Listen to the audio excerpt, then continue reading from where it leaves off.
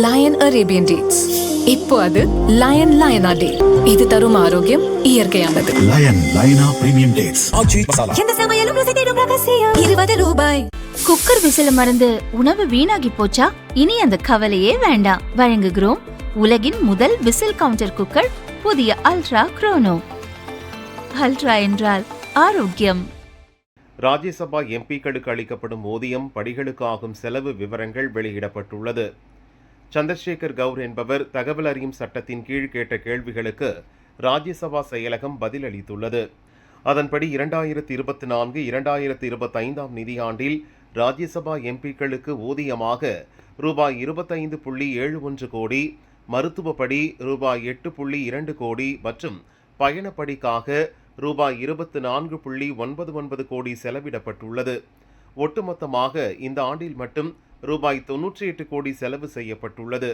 இதுவே 2025-2026 நிதியாண்டில் ராஜ்யசபா எம்பிக்களுக்கு ஒட்டுமொத்தமாக ரூபாய் 163 கோடி செலவிடப்பட்டுள்ளது. 2024-2025 ஆண்டுடன் ஒப்பிடும்போது ரூபாய் 65 கோடி கூடுதலாகும். இந்த நிதியாண்டில் மட்டும் எம்பிக்களுக்கான ஊதிய செலவு மட்டும் ரூபாய் 44.6 கோடி ஆகும்.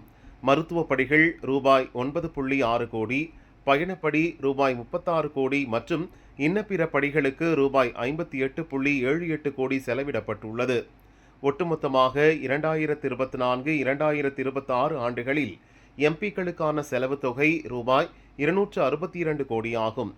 இதில் அதிகபட்சமாக ஊதியத்திற்காக மட்டும் ரூபாய் 151 கோடி செலவிடப்பட்டுள்ளது. சம்பளம் தவிர ராஜ்யசபா எம்பிக்களுக்கு கூடுதலாக பயண சலுகைகளும் உள்ளது. ஒவ்வொரு எம்பியும் அவர்களது உதவியாளருடன் சேர்ந்து ஆண்டிற்கு 34 இலவச உள்நாட்டு விமான பயணங்கள் மேற்கொள்ள அனுமதி உண்டு. ரயில்களில் 1ஆம் வகுப்பு குளிர்சாதன பெட்டியில் கட்டணமில்லாமல் பயணம் செய்யலாம் என்பது குறிப்பிடத்தக்கது. லோக்சபா எம்பிக்கள் நேரடியாக மக்களால் தேர்ந்தெடுக்கப்பட்டு பெரிய தொகுதிகளை கவனிப்பார்கள். ஆனால் ராஜ்யசபா எம்பிக்கள் மாநில சட்டசபை எம்எல்ஏக்கள் மூலம் மறைமுகமாக தேர்ந்தெடுக்கப்படுவார்கள். இவர்களுக்கான செலவு இந்த அளவிற்கு உயர்ந்து வருவது சர்ச்சையை உண்டாக்கியுள்ளது.